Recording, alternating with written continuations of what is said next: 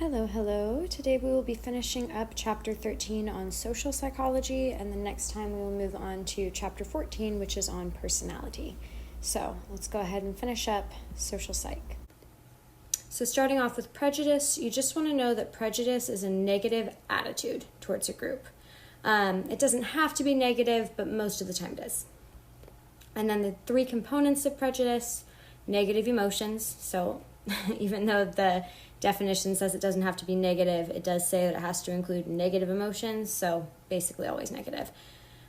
Stereotypes is the second component, and then a predisposition to discriminate, and we'll talk about those last two real quick.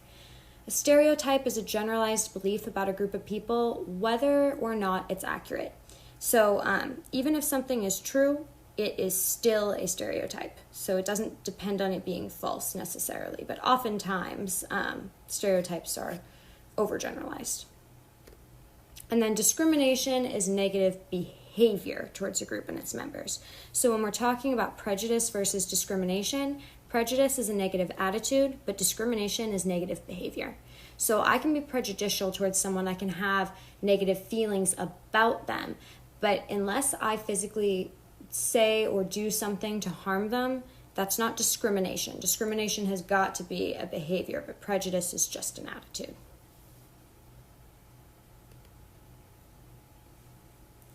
And then microaggressions are less obvious, less severe forms of discrimination. A good example for this one would be if you walked onto a bus and there were only 2 seats available, and one of them was next to a white person and one of them was next to a black person.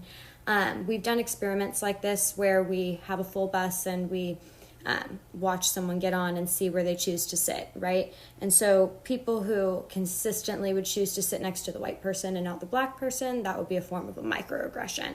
Microaggressions are usually like imperceptible to people except who they affect. So that black person who's now sitting, the only person on the bus with a seat open next to them, sitting alone, will probably pick up on what you've done, but the person you just sat down next to or anyone else on the bus probably wouldn't notice, which is what makes it kind of micro.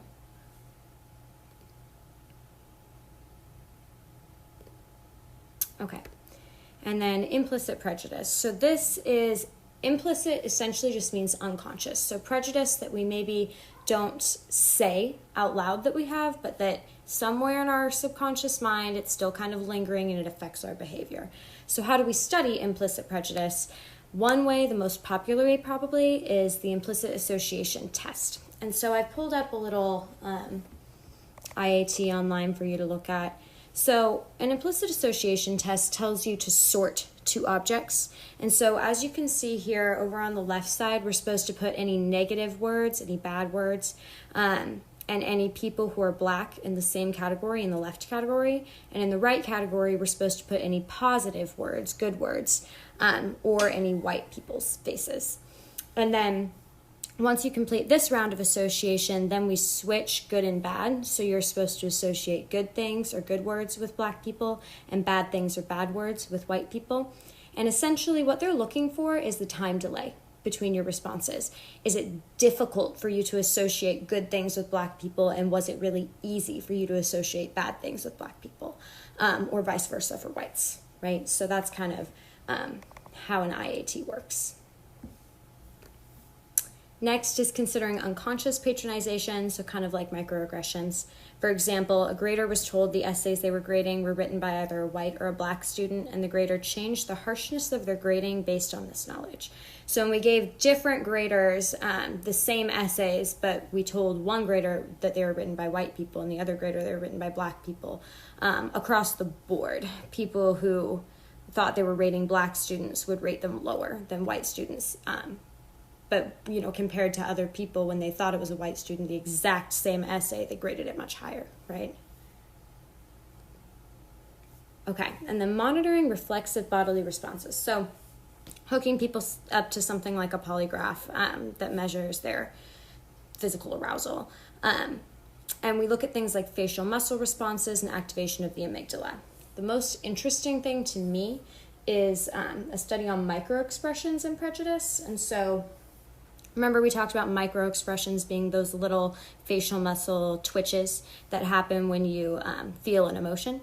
And so you've got your core emotions: joy, sadness, anger, fear, surprise, and disgust, right?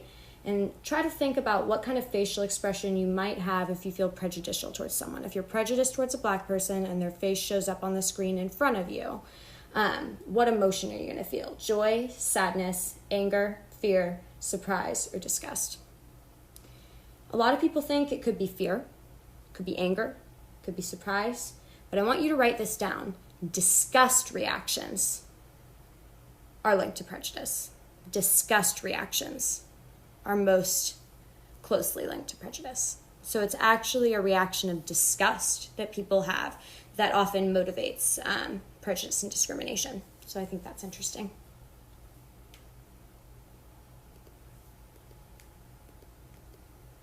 Okay, we're going to talk about some commonly targeted groups for prejudice. So racial and ethnic groups, of course. What we have seen is that blatant interracial prejudice, so people just outright being racist, has decreased over the years, but subtle or unconscious prejudice lingers. People with darker skin tones experience greater criticism and accusations of immoral behavior. We see that in the court system too. And in the IAT, the implicit association test, 9 in 10 white respondents took longer to identify pleasant words as good when presented with Black-sounding names rather than white-sounding names. 9 out of 10 is a lot to be seeing a difference in an IAT. Gender groups. We see implicit and explicit prejudice and discrimination among the genders in Western countries who pay more to those men who care for our streets than to those who care for our children, women. Gender bias applies to beliefs about intelligence. Men and women score equally well on intelligence tests, but children tend to perceive their fathers as being more intelligent. So that suggests that we're sort of purporting the cultural idea that men are smarter than women. In many places, sons are valued much more highly than daughters. Moving on, we've got LGBTQ groups. In most of the world, gay and lesbian people cannot openly and comfortably disclose who they are or who they love because of laws that restrict that behavior in different countries. 39%, almost 40%, of LGBTQ Americans reported having been rejected by a friend or a family member because of their sexual orientation or gender identity. 58%, almost 60%, reported being subject to slurs or jokes. And 80% of LGBTQ adolescents reported sexual orientation-related harassment in the prior year. 80% experienced harassment for a characteristic of who they are. And I want you to write this point down right here. LGBTQ people are the most common targets for hate crimes. They're the most common targets for hate crimes.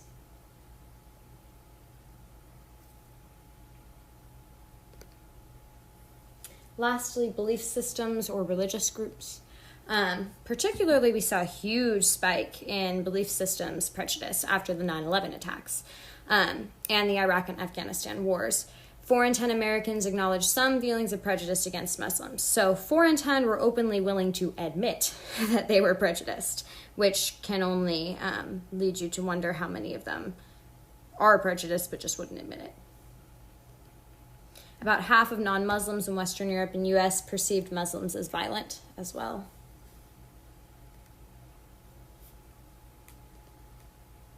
Okay, some more roots of prejudice.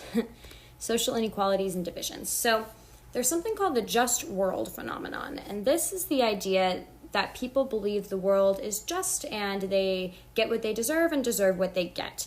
And so this can lead you to make the fundamental attribution error. Let's think about it. If you think that the world is just, people get what they deserve and deserve what they get, then you must think that a homeless person is the cause of their homelessness, right? They aren't working hard enough. They don't care. They're not motivated. They just want to live off of government welfare or something like that, right? So they deserve what they got. They're homeless because they brought that upon themselves.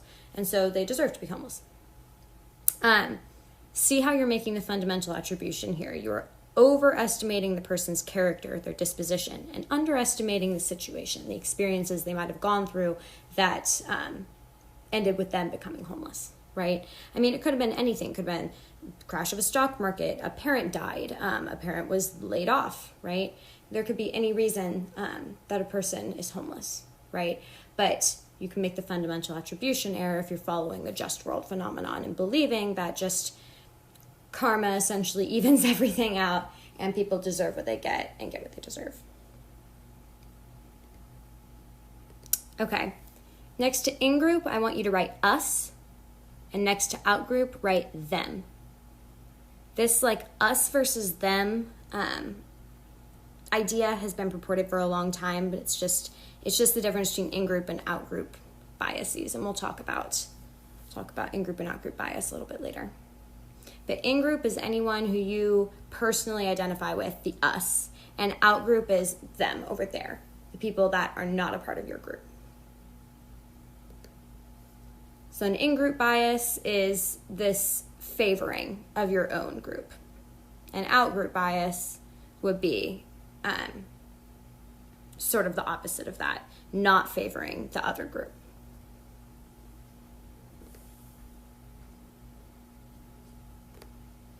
For negative emotions, we've got scapegoat theory, the theory that prejudice offers an outlet for anger by providing someone to blame. For example, after the 9/11 attacks, people lashed out at innocent Arab Americans, who of course were innocent since they were alive, right? It was 9/11. And so this sort of stuff is an example of the scapegoat theory, that obviously these Arab Americans were not responsible for the 9/11 attacks, but we're going to still lash out at them and use them as a scapegoat, an outlet for our anger, and someone to blame. And then other evidence for the scapegoat theory, economically frustrated people tend to express heightened prejudice, and experiments to create temporary frustration intensify prejudice. So this is really kind of like catharsis. Remember, you just have to like get your anger out some way.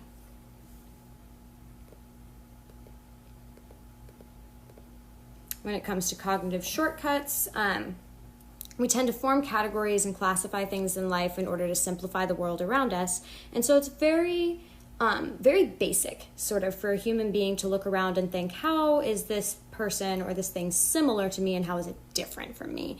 And race is one of those things, especially, that is so easily discernible, whereas sexuality maybe isn't, right? Just looking at someone, you can't necessarily tell if they're straight or gay. But in just looking at someone, you can absolutely tell if they're white or black, right? And so when we form these categories and we sort of create the in-group, us, and the out-group, them, that's how we can sort of fuel prejudice as well, and totally unintentionally, right? We perceive out-group homogeneity, and that is just the idea that other groups look the same to you. So like if I'm a white person, then all black people are going to look pretty similar to me. But if I'm a black person, then most white people are going to look basically alike to me. But I can tell the differences between the people of my own race. But when I look at other races, they look much more similar. So this also leads to really poor eyewitness identification in courtrooms if the eyewitness is of a different race than the person that they supposedly witnessed, because they're way more likely to make a false ID because they aren't able to distinguish sort of the minute characteristics between members of another race besides their own. The other race effect is sort of what we call that. That's the tendency to recall faces of your own race more accurately than faces of other races, because the faces of other races look homogeneous to us. And then remembering vivid cases. We tend to best remember emotionally impactful events that come to mind quickly. They influence our perceptions, can lead us to overestimate how frequently events occur, and beat our stereotypes. So this is really just the availability heuristic. And then victim blaming. People often justify their prejudices by blaming victims. Here's a good example of hindsight bias, also promoting victim blaming.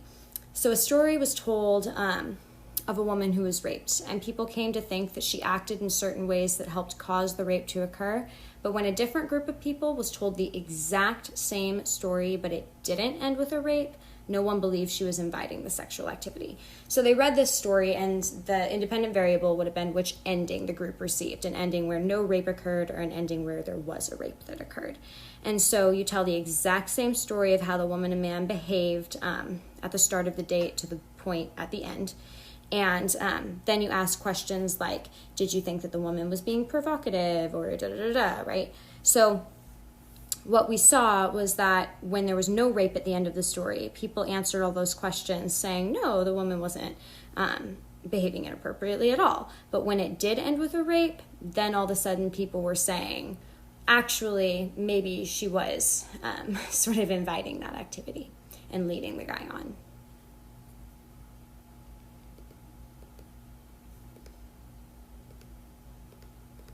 Okay, so kind of some components to aggression. So when it comes to genetic influences, I think this is hilarious.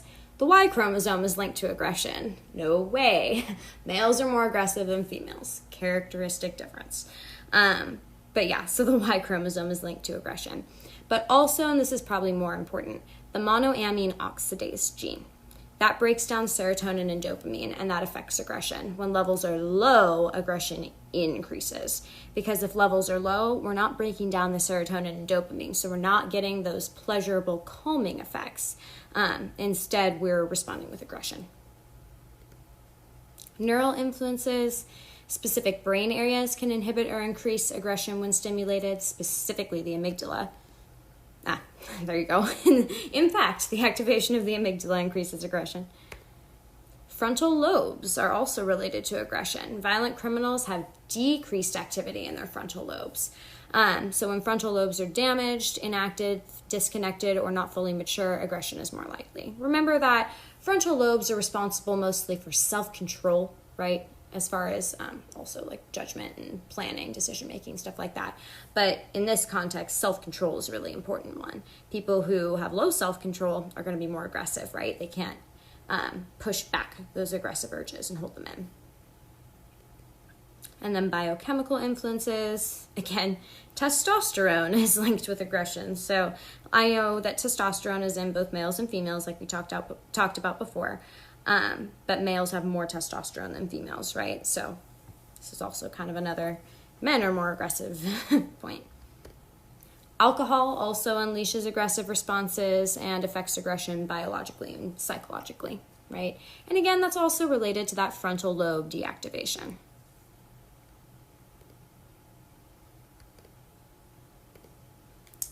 Okay. So now we're asking, we just talked about dispositional factors, right? Things like within a person. Now we're going to talk about sort of situational factors, psychological and social cultural. So aversive events can increase or trigger aggressive behavior. This is known as the frustration-aggression principle. The principle of frustration, when something frustrates us, it creates us to feel angry, and then we generate aggression as a response to that anger. And so here's some examples of that. Hot temperatures, physical pain, personal insults, foul odors, cigarette smoke, and crowding can all make us more prone to aggressive behavior. So we actually see a spike in violent crime every time the weather gets hotter. So that's one thing. We see just really any situation where someone feels unpleasant, even if it's not due to the action of the person. It could be some outside thing like the temperature or an odor in the air or something like that. Anything that frustrates us causes us to act out aggressively a lot of the time. Reinforcement and modeling. When aggression rewards us, we act aggressively again. So thinking about that from a parenting standpoint, let's say your kid is kicking and screaming and they want this candy bar in the grocery store, and you're not giving it to them, right? And then they hit you, and so you're like, oh my gosh, just quit it. This child is acting ridiculous. And so you just give them a candy bar, right? Well, you've just rewarded their aggressive behavior, right? You've taught them that when you act out aggressively, you get what you want. So that's what this is speaking to. When aggression rewards us, we act aggressively again. Aggression models from parents and others can influence our own aggression levels as well. So even if you weren't spanked yourself, even just like witnessing someone else being violent to their kid is like a model for that behavior that you can fall into that can affect your aggression as well. Aggression can be influenced by culture, right? So some countries are more aggressive in nature than other countries, and that's sort of just the cultural way. And then media models is the last one we're going to talk about. So we always kind of talk about whether or not video games create social scripts for violence. And so a social script is a culturally modeled guide for how to act in various situations. So let's say that a child who's never driven a car before because they're too young, someone who's 12, 13 maybe, is playing Grand Theft Auto, right? And so in their experience, when you drive around a car, you're supposed to be like crashing into things and stealing other people's vehicles and, whatever, right?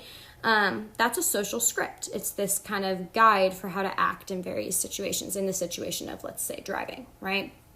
And then so when you go out on the road and you actually learn to drive, you might feel tempted to speed, right? Because there are no speed limits in your game. Or you might feel tempted to assault and steal someone else's vehicle, right? That's kind of where the question lies, though, is how far can we implicate video games as being something that actually causes, violence in people. But the idea is that media that promotes violence or aggression can create a social script for it and can give people ideas of how to act poorly in other situations, and could encourage them to be violent, especially in other situations.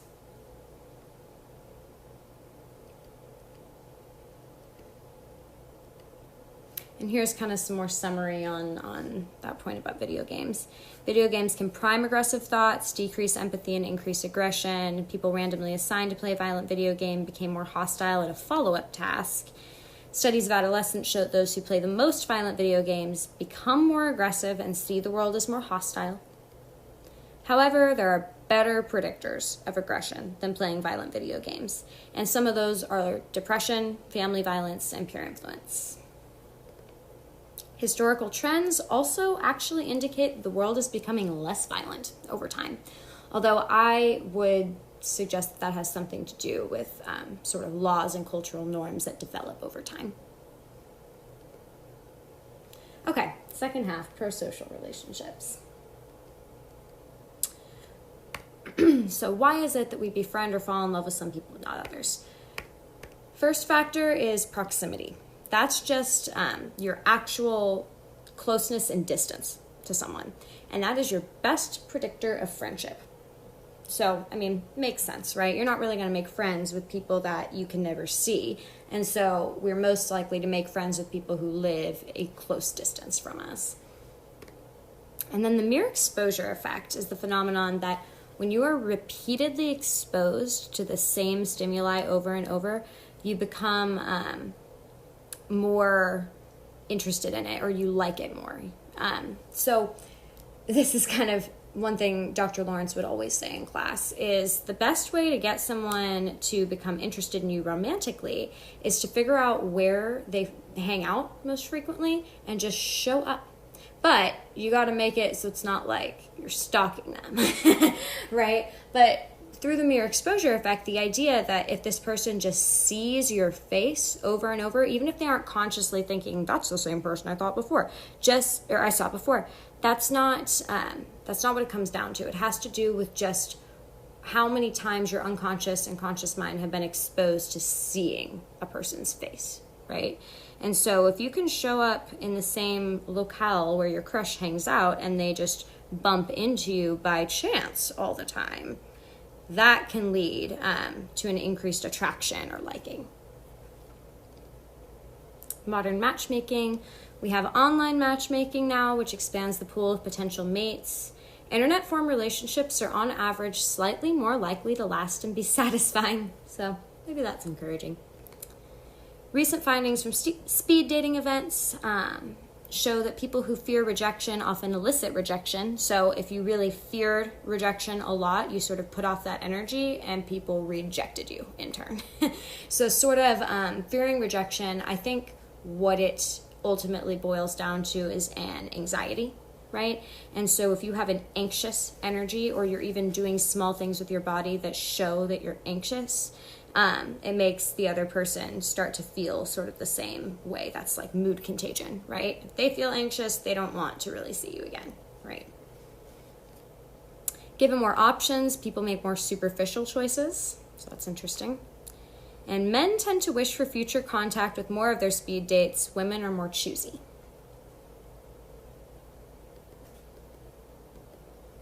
Physical attractiveness is the biggest first impression element of attraction, and physical attractiveness predicts how often people date and how popular they feel.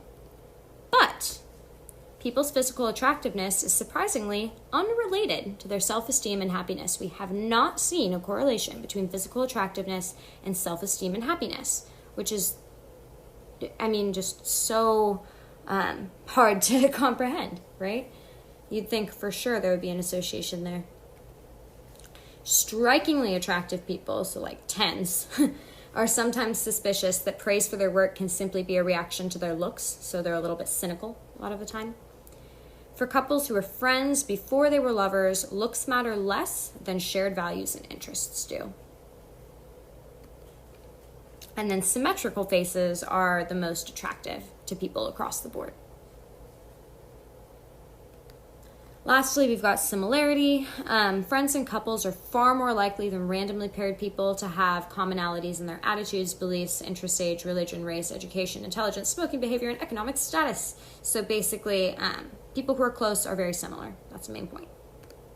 The more alike people are, the more their liking endures. So what that means is the more alike, the more similar people are, the longer their relationship tends to last, the longer they tend to keep liking each other.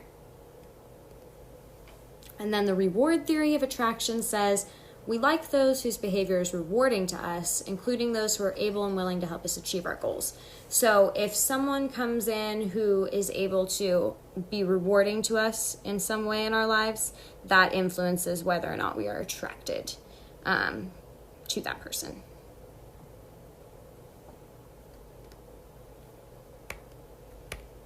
Okay. So, passionate and companionate love. The first thing I want you to write down on your worksheet right now is compassionate love is not an option. Compassionate love is not an option. So frequently on this exam, Dr. Lawrence will describe either passionate or companionate love, and you'll have to select which type it is as the answer. And one of the answer choices is going to be compassionate love, which is not something we talk about in intro psych. It is actually a type of love in psychopersonal relationships, but you don't need to know it. It's not mentioned in this book. So that is the most common mistake that people make. One of them is choosing compassionate love when they mean companionate love. Companionate. So passionate love is essentially lust. This is just intense positive absorption in another person. It's like the honeymoon phase. It happens at the beginning. So it's lust, and it happens at the beginning of a romantic relationship. Whereas companionate love, you have become companions. So this is a deep affectionate attachment that we feel with people who their lives are intertwined with ours. And passionate love eventually will grow and turn into companionate love over time if the relationship is committed and lasting. So passionate love is like lust, and it happens at the beginning of a relationship. Companionate love is a deep, affectionate bond and attachment, and it develops later on in the relationship. So make sure you write that down. Compassionate love is not an option. Equity is a condition in which people receive from a relationship in proportion to what they give to it. And so I want to make a note here about equity versus equality.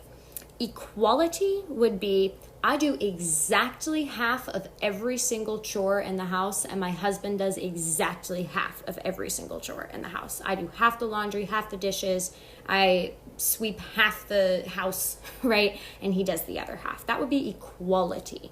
Things are absolutely equal between the people. Equity is where people feel that something is fair, even if it's not equal. So let's say instead I say I'm willing to sweep and vacuum and do the laundry if you'll do the dishes and clean the bathroom, right? We're both entering agreement that we feel is fair, and that's what makes it equitable, even though it is not technically equal. When equity exists in a relationship, it's a very strong predictor of longevity and relationship satisfaction. Longevity just means how long the relationship will last. So the more equity, the longer the relationship lasts, and the more equity, the more satisfied people are in the relationship as well. Self-disclosure is just revealing secrets, basically. So revealing intimate aspects of yourself to other people. You're disclosing information about yourself. Typically, when one partner engages in self-disclosure, the other will reciprocate, and then intimacy gets increased. Okay, we've got altruism, and this is just unselfish regard for the welfare of others. So just doing good things purely for the sake of them being good, right? Just to help other people. The bystander effect is the tendency for any given bystander to be less likely to give aid if other bystanders are present. So the most common example, and this will make more sense of that, is the case of Kitty Genovese. And so in your textbook, we talk about a woman named Kitty Genovese who was raped and murdered on the streets of New York. And there was like hundreds of witnesses from up in this apartment complex, all that could look down and see what was happening on the street. And even though when the police found her body the next day and interviewed all those people, hundreds of them said they had seen the assault below, every single one of them said, I didn't call the police because I figured someone else would. Because I thought someone else would. And not a single person called.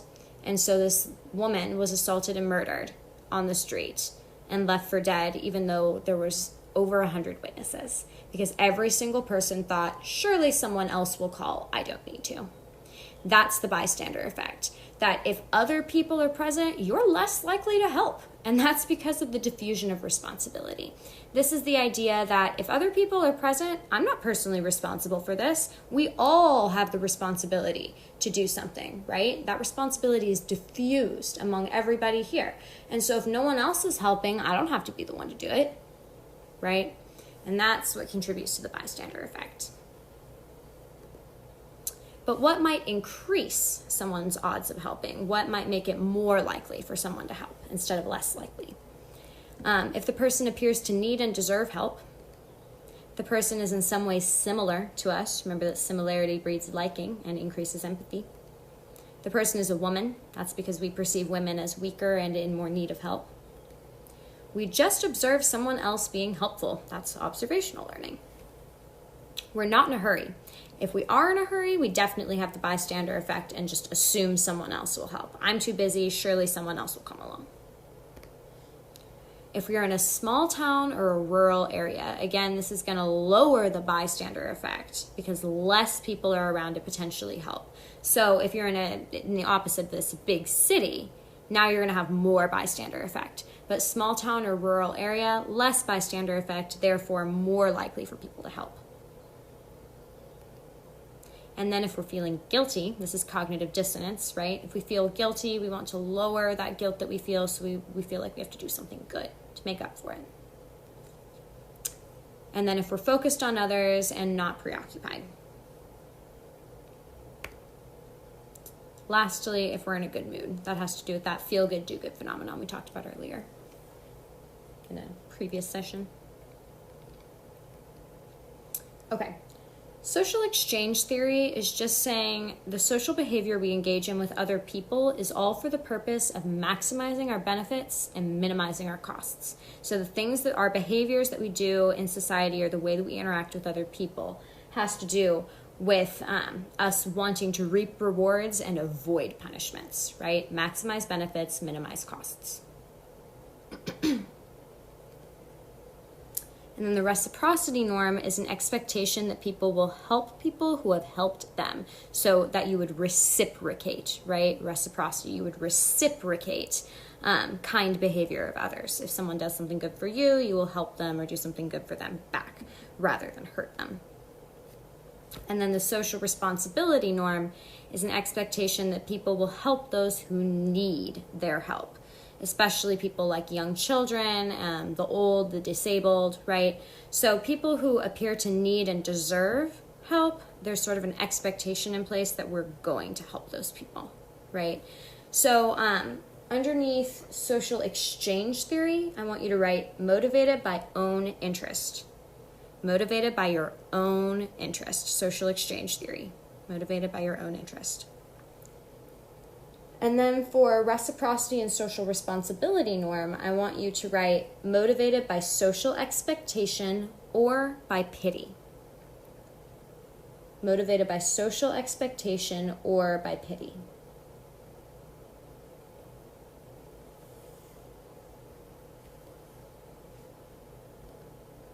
Okay.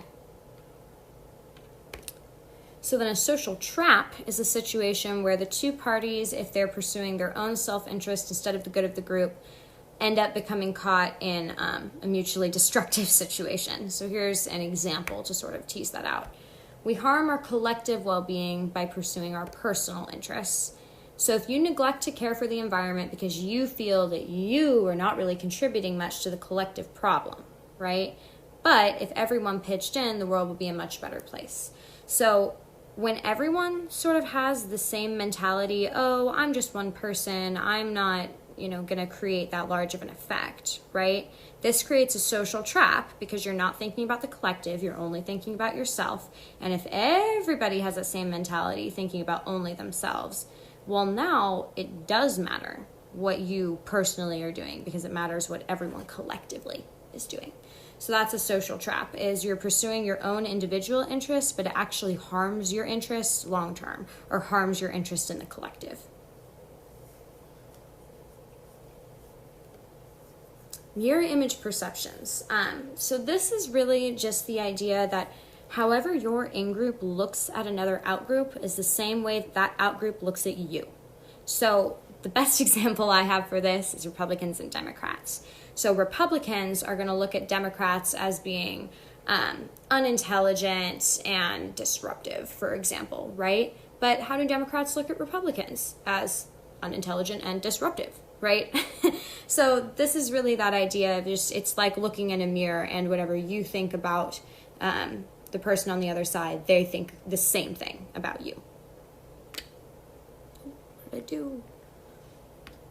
There we go. And then a self-fulfilling prophecy is a belief that leads to its own fulfillment. So in social psych, these are beliefs that influence your behavior and therefore then influence the behavior of another person in a way that confirms your beliefs. That sounds so complicated. Let's break it down. So my behavior affects another person, right? And it actually influences how they're going to behave. And sometimes those behaviors will come back to confirm what I thought about that person. So let's use an example because it'll make a lot more sense. I think that this one boy in class is rude, right? And so I don't want to talk to him. I don't want to have anything to do with him. Every time he walks by me, I look away because I don't want to deal with him. Anytime he raises his hand in class, I roll my eyes and sigh, something like that, right? So let's say he starts picking up on those behaviors. He starts noticing that I'm annoyed with him all the time. Well, now he's going to behave in such a way so as to avoid me, right? And the more that he does things to avoid me, the more rude I'm going to think he is. But it all stems from the fact that I thought he was rude to begin with, and I was behaving in such a way that it affected his behavior and made him act rudely towards me, right? So here's another example. Dr. Lawrence always talks about this one girl that she had in class who was a man-hater, and she just couldn't ever shut up about, oh, we all know men are this or that way, But so let's take the man-hater girl, for example. She'll probably never have a positive experience with a man because she's going to be rude and standoffish to men based on her beliefs about them. In return, they're not going to like her, and therefore they're not going to be kind to her, and so she'll experience confirmation bias that she's created for herself in a self-fulfilling prophecy. So again, all men are aggressive, rude, annoying, disrespectful, right? Standoffish. And so this girl always acts defensive towards men no matter what they're saying, right? And so they pick up on this. Now they're going to treat her rudely because she hates them, right? And now she's going to pick up on that rudeness and be like, see, I knew that men were this way. This just proves it, right? So that's the idea behind a self-fulfilling prophecy. Last section. Okay, what can we do to promote peace? The first thing is contact. So negative contact increases disliking, but positive contact, especially if it's non-competitive and it's between people who are of equal status, typically helps to promote peace between people. And that's partially because familiarity breeds liking, right? The mere exposure effect. So with cross-racial contact, South Africans' interracial attitudes have actually moved into closer alignment. Heterosexuals' attitudes towards gay people are influenced not only by what they know, but by who they know. And the most common reason for holding accepting attitudes towards LGBT people is if you have a close friend or family member who's part of that community. And then friendly contact, for example, between black and white roommates, improves attitudes towards others of the different race and even towards other racial groups. Cooperation. So a superordinate goal is a goal that overrides the differences among people and requires their cooperation. So a superordinate goal, when we say super, what that usually means is above. And so when we're talking about a goal that overrides differences, it is above differences. It is above anything that could, make you upset with a person. It's a goal so big that you actually put aside your differences to work together. And so an example would be the wildfires in California, right? It doesn't matter what color the person living next to you was, both of you just lost your homes, right? And so your superordinate goal to seek support and to get through this disaster, right, overrides your differences between people. So like the California wildfires, like hurricane damage, anything like that, a superordinate goal. Right now, the coronavirus could be one. Conflict is reduced not just by mere contact, but by cooperative contact. So we have to get people not just to sit together and talk, but actually work together to do something. Shared predicaments can also have unifying effects. So like I just said, like with the wildfires or hurricane damage or something like that. Communication, a third-party mediator, like a counselor, volunteer, something, can facilitate much-needed communication, and mediators help each party voice its viewpoint and understand the other side's needs and goals. And then conciliation. So we've talked about grit in lowercase before, but there's also grit all in uppercase, and that stands for graduated and reciprocated initiatives in tension reduction. And this is just a strategy that's designed to decrease international tensions. Here's how it works. One side announces its recognition of mutual interests and its intent to reduce tensions. So one side comes forward and says, hey, we have something we can work together on, and so I want us to calm down and not fight anymore and instead work towards this common superordinate goal. Then one or more small conciliatory acts are then initiated. So something is given up. I will give you money to do this, or I will promise to sign some kind of nuclear agreement or something like this, right? You offer something.